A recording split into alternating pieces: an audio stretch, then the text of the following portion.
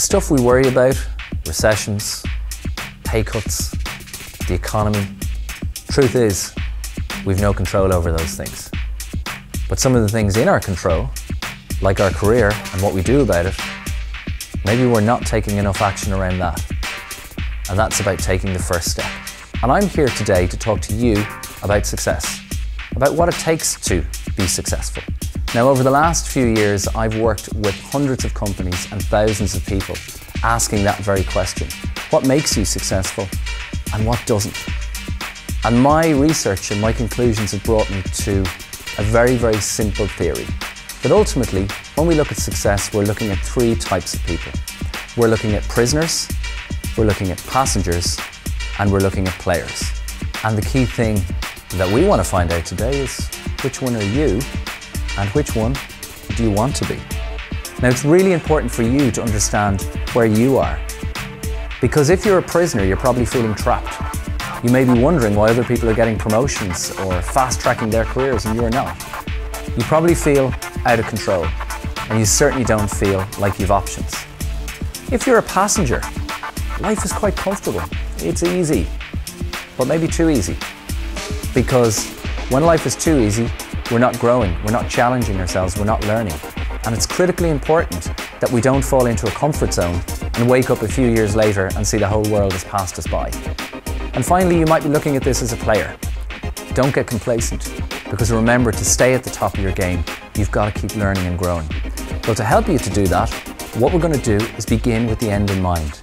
When I begin with the end in mind, I'm able to create a plan because I know what I'm going after. A Harvard business study showed that 83% of people don't have any goals at all. So it's critically important to write down your goal. That's the first step.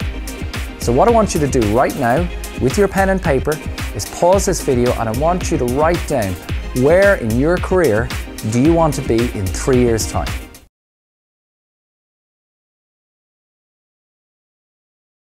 We've looked at, are you a passenger, a prisoner, a player?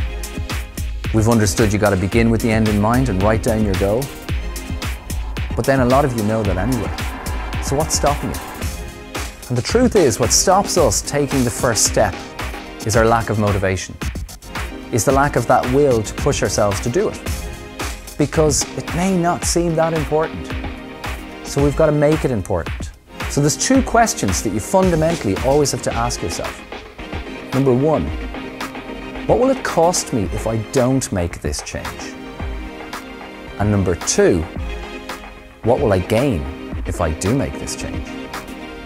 So by actually doing that analysis, you very quickly build a picture of this is the future I don't want, and this is the future that I do want. If you look at the table in front of you, you'll see on the left-hand side the column which is about what will it cost me if I don't change? And on the right, what will I gain if I do change? So on the left, you know, what will it cost me if I don't change? Maybe I'll become irrelevant, invisible within the business I'm in.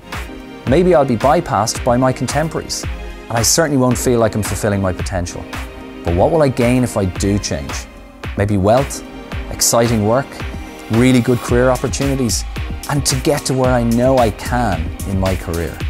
So, as you've probably seen at this stage, the greatest enemy to your career is inertia. It's doing nothing. And you've already taken the first step today. You've written down something that's going to help you get closer to where you want in your career. And that's a great thing.